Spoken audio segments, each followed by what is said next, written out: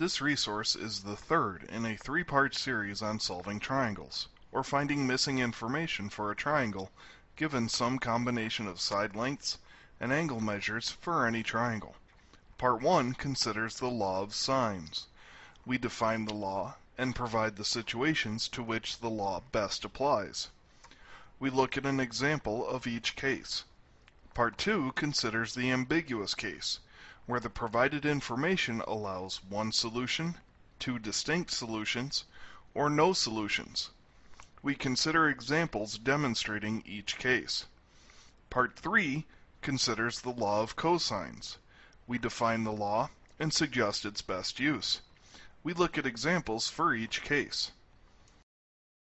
In another resource series, we defined the trigonometric ratios, sine, cosine, tangent, secant, cosecant, and cotangent, as methods to relate the lengths of the sides of a triangle and the measures of the angles of the triangle.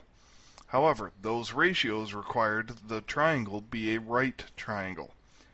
One method to relate the sides and angles of any triangle is the law of cosines.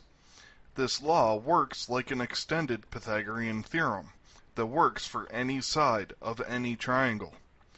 It states that the square of the length of a side equals the sum of the squares of the lengths of the other two sides minus 2 times the product of the other two lengths and the cosine of the angle opposite the side we are looking for. This formula can also be manipulated to have the cosine of the angle solved for instead of the square of the missing length. Each of these versions of the law of cosines are used in solving triangles where we are given specific patterns of information. The first pattern of given information for which we use the law of cosines is if we know the lengths of two sides and the angle in between those two sides, or side, angle, side. It is important to distinguish this from the ambiguous case, where the known angle was not between the two sides. The side angle side setup will only have one triangle possible. To solve triangles with this pattern of given information, first find the missing length of the final side. We will want to use the first version of the law of cosines to accomplish this task. Next, we will find the measure of the angle opposite the smallest side using the law of sines. Set up the appropriate ratio, cross multiply and divide, take the inverse sine of that result. We finish by subtracting the sum of the angle measures we know from 180 to find the size of the last angle. Let's see an example.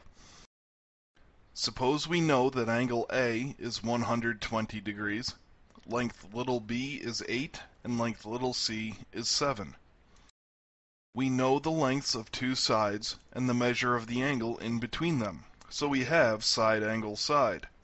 We want to use the law of cosines to find the length of side little a. Plugging in our given information, we have a squared equal to 8 squared minus 7 squared minus 2 times the product of 8, 7, and the cosine of 120 degrees. Calculating, we find that a squared equals 169.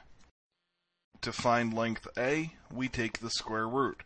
This gives us a equals 13. Now we need to find an angle. To set the tradition, we will find the smallest angle, which is opposite the side with the smallest length. Because we know a length of a side and the measure of the angle opposite it, we can shift to use the law of sines. We set up our proportion, 13 over the sine of 120 degrees, equal to 7 over the sine of angle C. Cross multiply and divide. This gives us sine of angle C equal to 0.4663. To find angle C, we take the inverse sine of the decimal amount and find angle C has a measure of 27.8 degrees. Now we can find the measure of our last angle. We subtract the sum of the measures we do know from 180 degrees. This tells us angle B measures 32.2 degrees.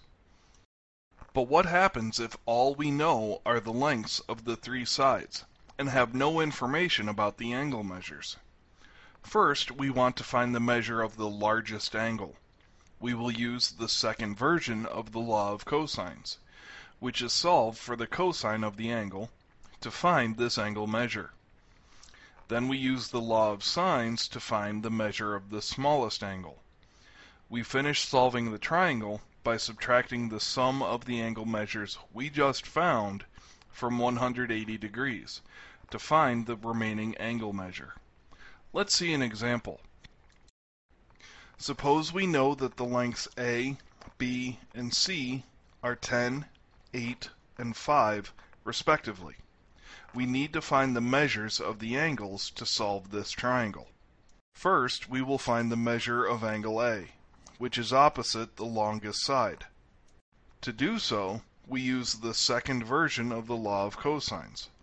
This gives us the cosine of angle A equal to the quantity 8 squared plus 5 squared minus 10 squared, all divided by 2 times 8 times 5. Calculating, we find the cosine of angle A equals negative 0.1375. To find the actual measure of angle A, we take the inverse cosine of that decimal amount. We find that angle A measures 97.9 degrees. Now we can use the law of sines to find the measure of the angle opposite the smallest side. We set up our ratio so that we can ultimately find the measure of angle C, which is opposite the smallest side. Cross multiply and divide. We find that the sine of angle C equals 0.4953. We take the inverse sine of the decimal amount to find angle C measures 29.7 degrees. Now we can find our remaining angle measure. Subtract the sum of the angles we know from 180. Our final angle measures 52.4 degrees. We use the law of cosines to solve triangles where we know more information about the lengths of sides than we do about the measures of the angles. This law takes two formats, depending whether we want to use it to solve for a missing length or for a missing angle measure. Either way, the calculations are more numerous and involved than the law of sines. Once we know a length of a side and the measure of the angle opposite that side, it is much easier to use the law of sines to find a second angle measure. Then subtract the sum of the angle measures we know from 180 degrees to find the final angle measure, and our triangle is solved.